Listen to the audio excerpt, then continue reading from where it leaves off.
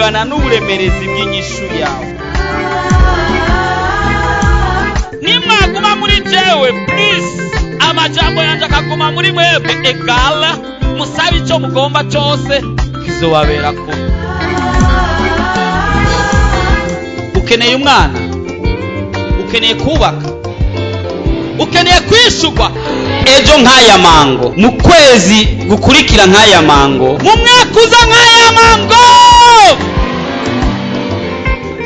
ibyawe bigiye kumenyekana kandi bose bazokumenya uriwe.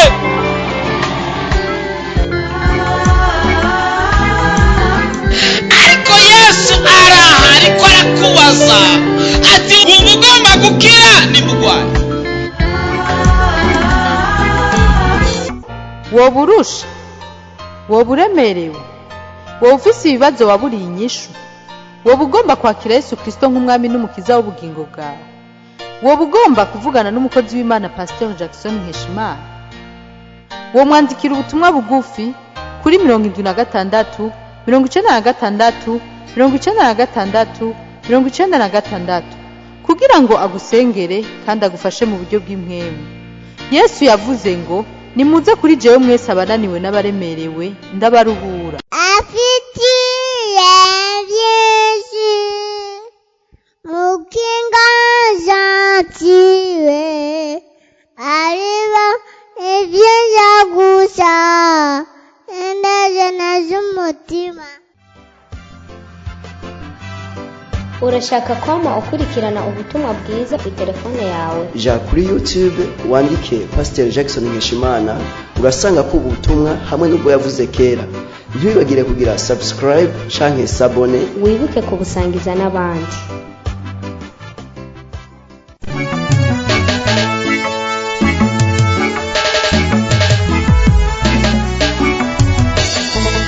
Ukwezi kwa gatatu ni ukwezi ko gutabarwa. Mwezi wa tatu ni mwezi wa kusaidiwa. Ukwezi kwa gatatu ni ukwezi ko gutabarwa. Mwezi wa tatu ni mwezi wa kusaidiwa. Amen, amen. Amen.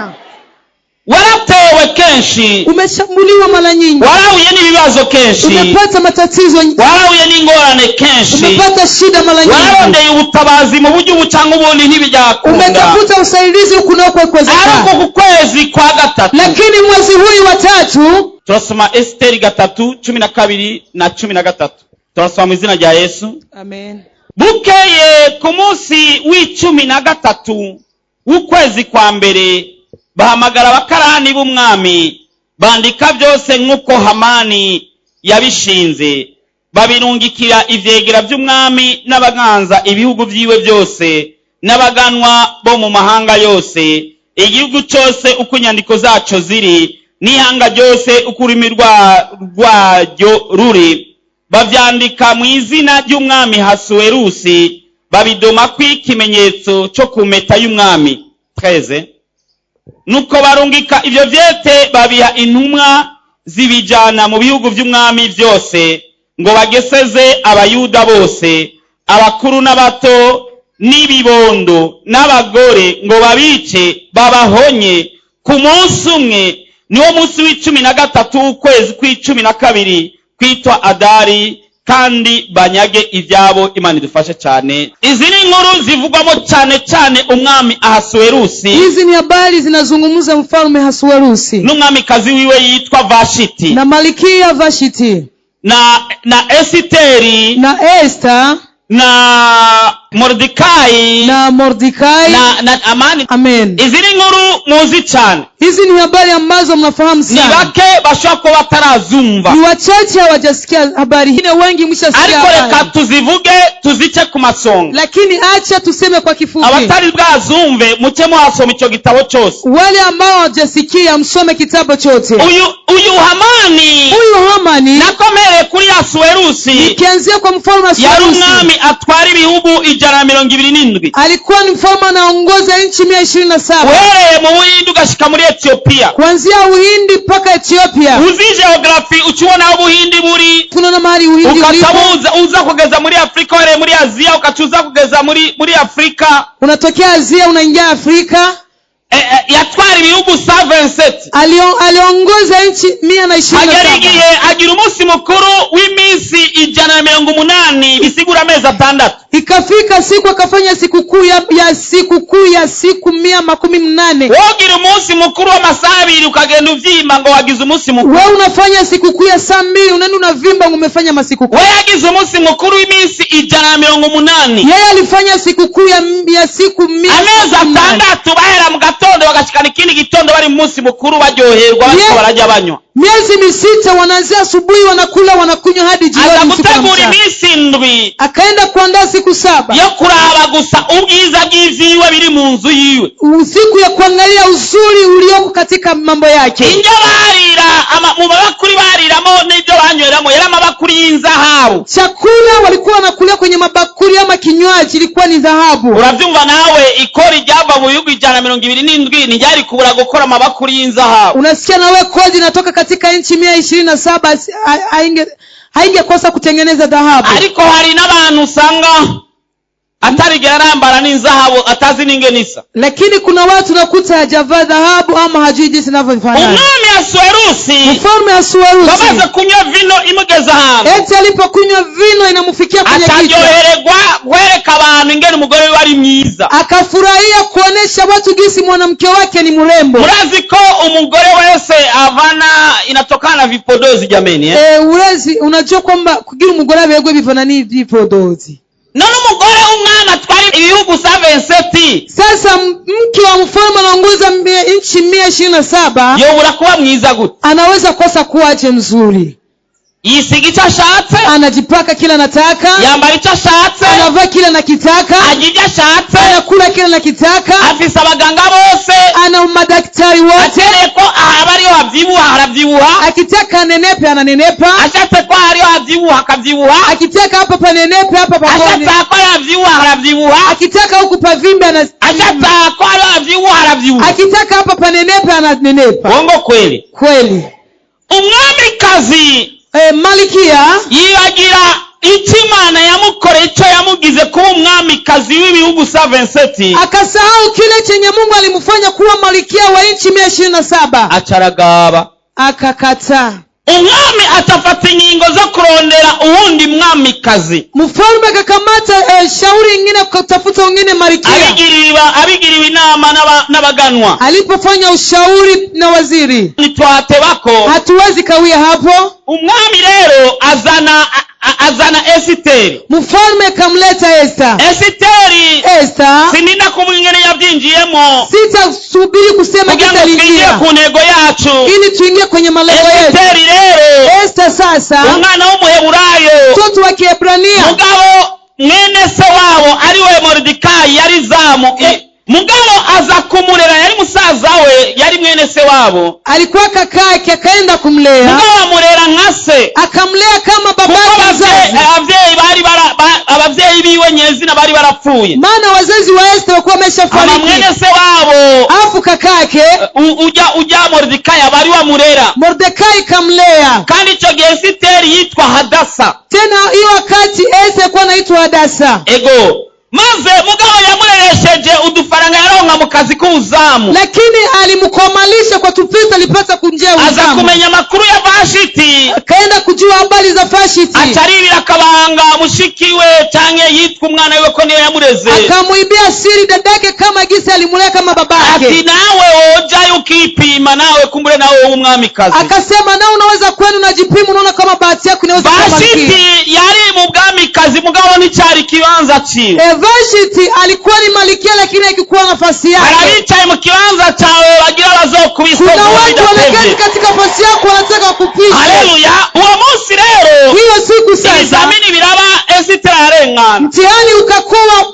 mama binti Esther kapita. mugabo Mordekai aguma ari zamu, lakini Mordekai kabaki kuwa zamu. nibwira ko Mordekai yidoze, najiwaza kwamba Mordekai amenungulia umukobwa wareze, jiwaze binti uliyomlea mwene so wanyu, ni dada yako, kandi wamureze nk'umuvyeyi, umemlea kama mzazi wake, umureresha amahera y'ubuzamu, ukamlea kwa pesa ya kizamu, ikireta wambara ijoro, tunadangia tunavaa usiku, uracyari muri cya kizamu, lakini ungali katika uzamu. Mwa mukobwa akaza kuba umwamikazi, Yule binti anakwenda kuwa marikia, afite ububasha mu bihugu 127, ana mamlaka katika nchi 127, ariko ugasigara mu buzamu. lakini unabaki kwenye uzamu. Ibaze nawe bishobora kuba byarabaye mu Kiwaza buzima na wewe bwawe, vinaweza kuwa vimeshakuwa katika aho maisha yako, umenga inshuti yawe yarakwibagiye, ambapo unaona ndugu yako amekusahau, wibaza ko n'Imana yakwibagiye, ambapo unaweza na Mungu amekusahau, ntabwo yakwibagiye, lakini Mungu atakusahau. yaririndiriye umunsi. Alikuwa anasubiri siku. Nibwira ari kwicara impande ya Mordekai ariko aravuga, Najiwaza mtu angelikaa pembeni ya Mordekai kuwa anazungumza. nibwira ko Mordekai sinzi ingano yavuga, Sijui giza alikuwa anazungumza, mugabo yaba ari umunyamwikomo nka wewe, lakini angelikuwa ni mtu wa lawama kama wewe. ati sha umwana wa data wacu, Mimi mtoto wa kongu ingene namureze, jinsi nimemlea. uretse umunsi ingene abasuma bagira bance umutwe ngaha ndiko ndarondera agafaranga ko kumurihira ishuri, Unajua jinsi waizi waliponea kunitoa kichwa na tekniki unatafuta pesa ili ya kule, ariko arabaye umwamikazi, lakini anakuwa malikia. ngumye ndumuzamu, Nabaki kuwa zamu na kibrangeti. ntubabare, Usiumie, hari impamvu. kuna sababu. Mvuze ngo Nilikuwa nasema hari kuna ntubabare, usiumie. azamgaza ati ntubabare, Utikise mwenzako usiumie. sakanuga ati nturinde unarira, Mwambie tena usilie hata. hari impamvu. Kuna sababu. Amen. Hamani Ahasuwerusi aramukuza, Hasuwerusi kampandisha. Hamani wamaze kugikuza, Hamani walipokikuza kiragara kikavimba, nganye alipopita abandi bose bakamunamira, wengine wote wanampigia magoti, ariko Mordekai ntiyamunamira. lakini Mordekai hakuwahi kumuinamia. Mu mico y'Abisirayeli, Katika mila za wana wa no mu mico Israeli y'icyo gihugu muri icyo gihe, na mila za nchi hii, umukuru wategereza kumunamira, mkubwa ulipaswa kandi nta kumunamia, n'icyaha cyarimo. tena hakuna dhambi. Hariho abantu bagisobanura ngo nuko atari kunamira umupagani. Oya, Kuna watu wanatafsiri ngo angeliinamia mu mpagani. mico Hapana. y'icyo gihe warakubita inkoro hasi, Katika mila za hiyo nyakati ulikuwa ariko inama, ndashobora kwibwira impamvu atamunamira. lakini unaweza jiuliza sababu gani kwa Nibaza yavuga ati labda alikuwa anasema n'uwo nareze ntacyo yamari, na yule nimelea hakuna aliyenifaidikia. urashaka gukora icyo ushaka. Ufanye kile upendacho. Bigaragara ko yari afise agashavu muri we, Inaonekana alikuwa na hasira Mordekai ndani yake. Amen. ariko umunsi urizina, Lakini siku moja Hamani Hamani gifata ingingo, kikamata hatua, kivuga ngo kubera mbonye Mordekai atanyunamiye, kwa sababu unaona Mordekai hakunishujudia, ngomba ko ndamwica, nataka nimuue. kandi sinza kumwica wenyine, Tena simuui peke yake, ndamwicana n'ubwoko bwabo bwose, tamuua na kabila lake lote, aho bushiragiye mu bihugu 120. mahali pote walipo katika nchi 127. Ibaze ubwoko, Jiwaze uko, ariko ingingo za kera zari zigoye, lakini hatua za zamani zilikuwa kwa umuntu gusa atapfukamiye uwundi, juu mtu akumpigia magoti mwingine. umwami arabyemera, Mfalme kakubali Ahasuwerusi, arabwira Hamani akamwambia Hamani, ati andika ibyo ugomba byose, eti andika kile upendacho agira chochote, n'impeta yanjye nicyo cyari kidodo ushireko, eti chukua na bage langu maana ni muhuri wa kutia bize eko, kubabako uko ugomba. yawa kama vile utaka. Niryo iri jambo twasomye, Ndio jinsi neno tulisoma. ndarisubiremo rero uturitaho. Acha nirudilie ulielewe. Bukeye ku munsi w'13, nuvuga itariki 13 Kusema tarehe 10 ukwezi kwa mbere, bahamagara abakarani b'umwami, abakarani n'abanditsi, babirungikira ivyegera vy'umwami n'abaganzi ibihugu vyiwe vyose n'abaganwa bo mu mahanga yose, igihugu cyose uko inyandiko zaco ziri, n'ihanga ryose uko ururimi rwago ruri, bavyandika mu izina ry'umwami Ahasuwerusi, babidomako ikimenyetso cyo ku mpeta y'umwami niyo yari kashe 13. Nuko barungika ivyo vyose babiha intumwa zibijana mu bigo vy'umwami byose ngo bageseze abayuda bose, abakuru n'abato n'ibibondo n'abagore, ngo babice babahonye ku munsi moja. Siku moja niwo munsi w'13 ukwezi kwa-12 kwitwa Adari, kandi banyage n'ivyabo. Babipanga ari mu kwa mbere, wakapanga ni mwezi wa kwanza, bavuga ati mu kwa-12 abariho bazopfa, wakasema mwezi wa 12 wafe. Burya pale cyose uri kuracamwo, shida zote hari unazopitia, abantu babipanze kandi babyanditse, kuna watu walipanga tena wameandika, kandi babyanditse mbere ya wakati. tena waliandika mbele ya wakati, Ababyanditse mu kwa mbere waliandika mwezi wa ngo kwanza bizobe mu kwa 12, ili yawe mwezi wa 12. bo bashobora kuba babipanze imbere y'igihe. Wanaweza kuwa wamepanga mbele ya nyakati, Barabipanga, wanapanga bagapanga ati itariki izi n'izi n'izi wanapanga tarehe hizi na hizi, nakaze a divorce, fulani adivorce, itariki izi n'izi n'izi tarehe hizi na hizi umugabo aza mukubite, mume akupige, itariki izi n'izi n'izi tarehe hizi na hizi azasitara akubita amenyo abiri hasi. ajikwaye apige meno mbili chini. Hariho insanganya zidatahurika. Kuna zingine maksida zieleweki. Umuntu umwe yambwiye umuntu azi, Mtu mmoja kanambia mtu anajua, kandi uwo muntu yabimbwiye ndizera ko atabesha ko umukozi w'Imana. tena mtu alinambia nawaza kwamba aseme, Yambwiye ati nakaramubwira, akanambia fulani, akanambia ati umunsi umwe eti siku moja yariko arakina ati akiri muto, alikuwa anacheza angali mdogo. nyamuntu aramaze gusaza, Huyo mtu ameshazea, n'ibihanga by'amenya abiri ari imbere, ni mapengo meno mbili mbele. ati aje abana bakina bahumiriza, Eti ile wakati watoto wanacheza wakifunga macho, atakubita umunwa ku giti cy'ipapayi, akapiga mdomo kwenye mti wa papai. akuye ko amenya abiri barasigayeyo.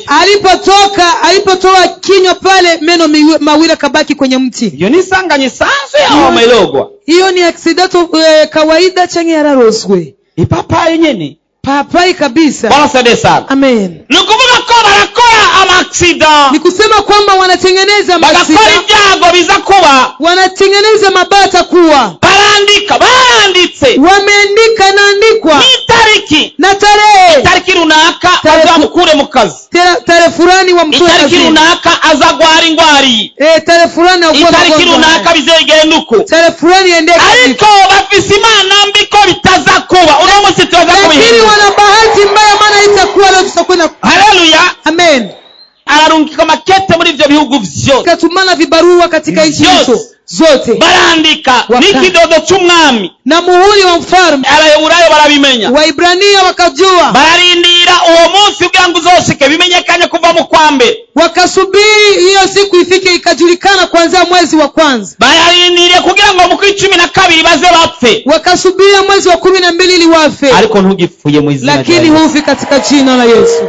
umunsi urizina. Siku moja Mordekai abibwira Esiteri, Mordekai kamwelezea habari hizo Esta. Esiteri bategura amafungo y'iminsi 3, Esta wakandaa mafungo ya siku kugira 3. ubushobozi bw'amasengesho, Binasema uwezo wa maombi, ubushobozi bw'amasengesho, sema uwezo wa maombi. baragira amasengesho, Wakafanya maombi, bagize amasengesho, walipofanya maombi, inyuma y'amasengesho baada ya maombi Esiteri aza gusaba ubonano ku mwami. Esta kaenda kuomba ili mfalme Sindiga aonane. kwinjira mu madetayi, aza kwiganira umwami ibyo Hamani yapanga, Akaenda kumwambia mfalme yale Hamani amepanga, aravuga na bya vyete, akasema na vile vibarua Haleluya. vyake. Amena. haragezaho tubwire umwami Imana ibyo abadayimoni Katika wakati bapanga, tumwambie Mungu mabarua ametutolea, tubwire ati baranditse ngo ngware, tumwambie Mungu ati wameandika hivyo, baranditse ibi na biri. wameniandikia haya mabaya na Umwami haya. amaze kubyumva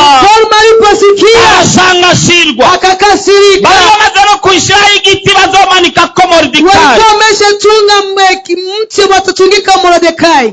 bacavuga ngo igiti bashinze Mfalme akasema mti aliyosimamisha Hamani kugira ngo bashire ko bamanike ko Mordekai, ili wamtungike Mordekai pale, kimanike ko Hamani. Hamani atungikwe pale. Amen. No, ingwara bavuze kugwara, uwayivuze ni wagiye kwigwa. Magonjwa walisema utaugua, ule Washaka kuva mu kazi ni wagiye kukavamo. yule alitaka utoke kwenye kazi Washaka kuwahukana ni wagiye kwahuka. yule anataka udivorce na kwenda kudivorce. Wakwimbiye icobo ni wagiye Aliyakuchimbia kukigwamo. shimo ndiye atayangukia.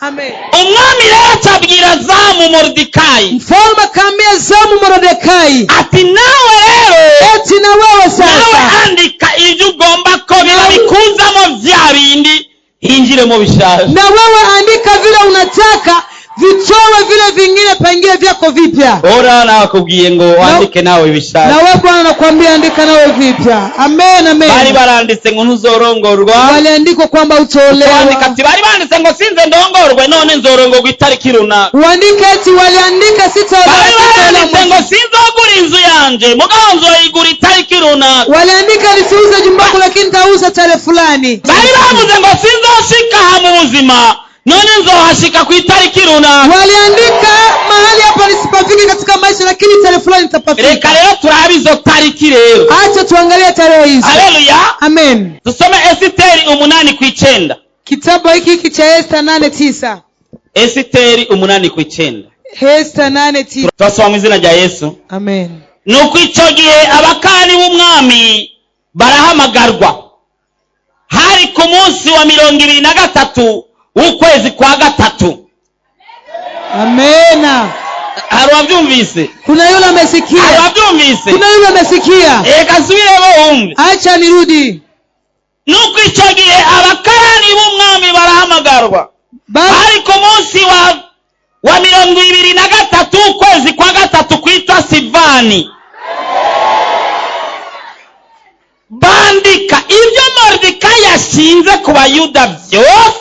Amena. Bavyandikira ivyegera vy'umwami.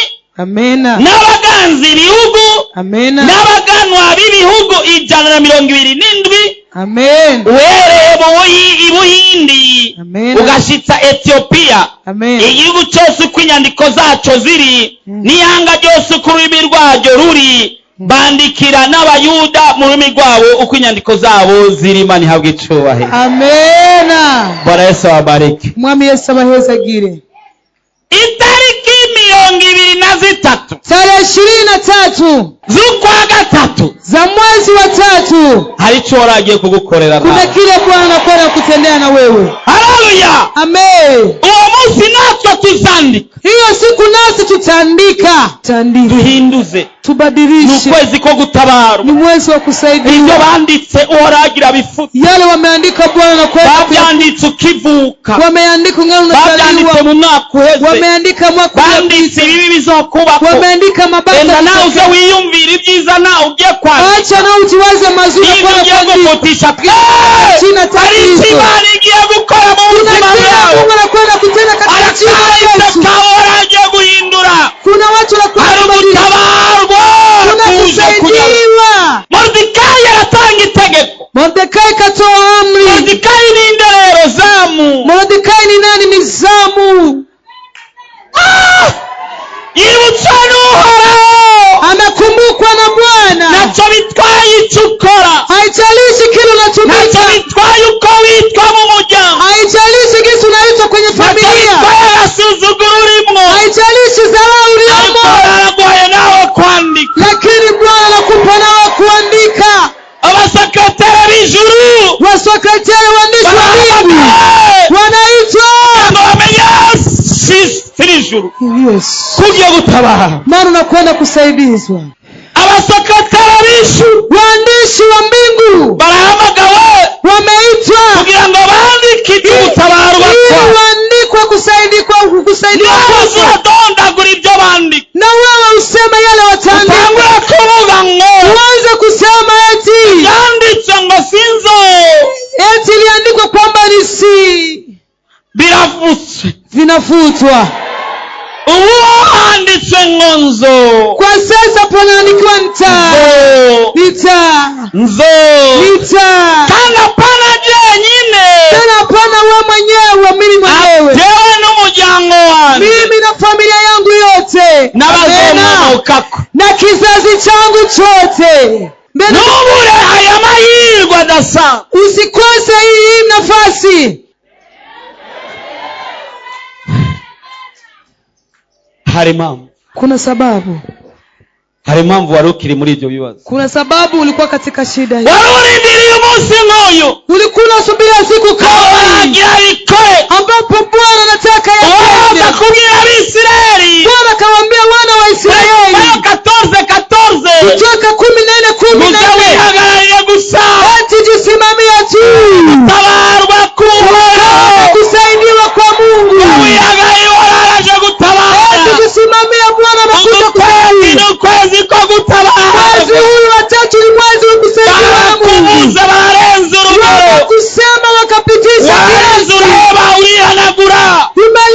upanguze. watangira kumenyera ubwo buzima. Umeshazoea maisha Ah! nyamaza, nyamaza, nyamaza. Anakuja kubwawe anakuja ajili kandi yako, araje kugutaba. anakuja kusaidia. Yesu asante, asante Yesu. Hari igihe kimwe bizosobanuka, Kuna siku itajulikana, baze bamenyuriwe. watajua wewe ni nani. Warasenze kenshi, Umeomba mara nyingi, uguma kwizamu nka Moridekayi, ukabaki kwenye zamu kama Mordekai. barabikoze kwitama, Wamekugusa kwenye lishavu, usenga iki wewe? eti wewe unaomba nini? Nyamaza, Bigiye guhinduka. yanakwenda kubadilika. Icyapa cyanditswe kirafuswa, Barua imeandikwa haraje inafutikana. inyandiko nshasha, Wanakuja uandiko mpya, aho ari wowe uzodikta ibigiye kuba. ambapo wewe utasema yeye anakwenda kuwa. Ni wowe uzohagarara uvuga ati handikwe ibi. Wewe ndio utasimama useme pale haya. Haleluya. Amen. Hari icyapa tugira twandike. Kuna barua tunataka. Barakubwiye kenshi ngo Imana yawe iri. Walikwambia mara nyingi Mungu wako iko. Barakubwiye ngo urushwa n'udasenga. Walikwambia unazidiwa na yule asiyeingia kanisa. Ariko bigiye kugaragara, Lakini anakwenda kujulikana kudasenga Bayali cyangwa Dagoni kwamba uombi Bayali ama Dagoni bazifuza kumera nkaho, ariko watahitaji kuwa ntabwo kama wala, lakini watayaona. naho wibaza ko byarengeranye. Hata kama unawaza kwamba amepita kiasi. Ikindi gihe bandika amakuru mabi ku witwa Lazaro, Wakati mwingine wakaandika habari mbaya kwa Lazaro, bandika ko azogwara Yesu ari kure, wakaandika kwamba atagonjwa Yesu yuko mbali, bandika ko azogwara Yesu ari mu bikorwa byinshi, wakaandika kwamba kwamba atagonjwa Yesu katika kazi nyingi, bandika ko azocapfa, wakaandika kwamba atakufa, ariko ntibamenye icyo Yesu yisigarisha, lakini hawakujua kile Yesu ametia azoca muzu. kwamba atamufufua. Banditse kuzogwara mu gihe cy'ubushomeri, Waliandika kwamba utagonjwa wakati wa ushomeri, bandika kuzoremba atawugutabara, wakaandika kwamba utazidiwa bila kupata msaada. Yesu aza kubwira abamutumye Yesu akaenda kuambia wale wamemtuma, ngo iyo ndwara si yo kumwica. eti magonjwa si ya kumuua. Bari baranditse ngo ni indwara yo kumwica, Walikuwa wameandika ni magonjwa ya ariko Yesu kumaliza, akwandika ngo si indwara yo lakini kumwica. Yesu akaandika kwamba si magonjwa Bari ya baranditse ko kumaliza. iyo ndwara ari iyo kukwica, Waliandika kwamba magonjwa ni ya ariko iyo kukua, ndwara ntabwo ari iyo kukwica. lakini magonjwa si ya kukua. Ijuru riranditse ko iyo ndwara atari iyo kukwica. Mbingu inaandika kwamba magonjwa si ya Sinzi kukua. kubyumva. Kama Iyo ndwara ya mama wawe si iyo kumwica, magonjwa ya mama yako si ya iyo ndwara kukua. y'abawe ntabwo ari iyo kubica, Magonjwa ya kwako si ya ariko yo kuua, gushemagiza izina ry'Uhoraho, lakini ya kumtukuza kugira Bwana, ngo bazamenye kusenga Imana ili yawe. wajue kwamba unaomba Mungu wa kweli. Amen. Ibyo bavuze ku ndwara yawe ntibikibaye. Yale yote walizungumza kwenye Haleluya. mambo itakuwa. Ndagomba ko nawe uvuga bishasha ku ndwara yawe. Nataka nao uandike mapya Ndagomba kuvuga bishasha ku ndwara yawe. useme mapya katika Uyu magonjwa munsi yako. uza kugira icyo uvuze ku Mana. Siku ya leo uzungumze Uyu munsi uza kugira icyo utegetse ku ndwara. Siku ya leo amuru kitu. Haleluya. Yesu yavuze ngo Yesu iyi alisema ndwara si yo kumwica. eti magonjwa haya si ya Abari kumuua. baranditse ko ari yo kumwica. Waliandika Bari kwamba ya banditse ko iyi kumuua. ndwara izotuma uba paralize. Waliandika kwamba magonjwa ya Banditse ngo paralize. bizotuma ucupfa. Waliandika kwamba unakufa. Ariko guhera uno munsi Lakini kwanza ndagomba leo kuza kwatura ijambo kuri iyo nataka ndwara. ukili neno kwa magonjwa hayo. Uyu munsi Siku ya leo tudiringe n'indwara. tupambane na magonjwa. Indwara icyo bayivuze ko cyo. Kila kitu walizungumza kwenye magonjwa. Tuvuge ikindi. Tuseme kingine. Icyo bavuze ku ndwara z'abawe. Kile walisema kwenye magonjwa ya kwako. Uyu munsi tuvuge ikindi. Siku ya leo tuseme kingine. Amen. Ibyo batuye ku ndwara. Yale wamekili kwenye magonjwa Magara yawe. kwa maisha yako. Uno munsi havuga ikindi. Leo pawe kupona. Uzuri wa Yesu nimegundua, utamu wake. Uburebure bw'ingorane yawe bungana n'uburemerezi bw'inyishu yawe. Nimwaguma muri jewe please amajambo yanje akaguma muri mwebwe egala musabe icyo mugomba cyose kizobabera kuba. Ukeneye umwana, ukeneye kubaka, ukeneye kwishurwa ejo nk'aya mango, mu kwezi gukurikira nk'aya mango, mu mwaka uza nk'aya mango, ibyawe bigiye kumenyekana kandi bose bazokumenya uriwe.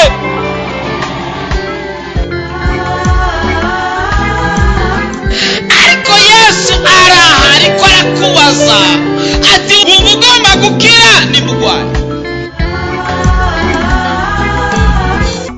woba urusha, woba uremerewe, woba ufise ibibazo waburiye inyishu, woba ugomba kwakira Yesu Kristo nk'umwami n'umukiza w'ubugingo bwawe, woba ugomba kuvugana n'umukozi w'Imana Pasteur Jackson Nkeshimana, wo mwandikira ubutumwa bugufi kuri 76 96 96 96 kugira ngo agusengere kandi agufashe mu buryo bw'impwemu. Yesu yavuze ngo nimuze kuri jewe mwese abananiwe n'abaremerewe ndabaruhura.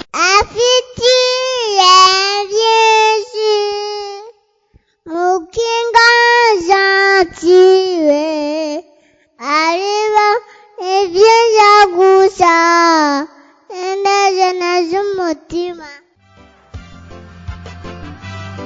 Urashaka kwama ukurikirana ubutumwa bwiza kuri telefone yawe? ja kuri YouTube wandike Pasteur Jackson Nkeshimana urasanga ko ubutumwa hamwe n'ubwo yavuze kera.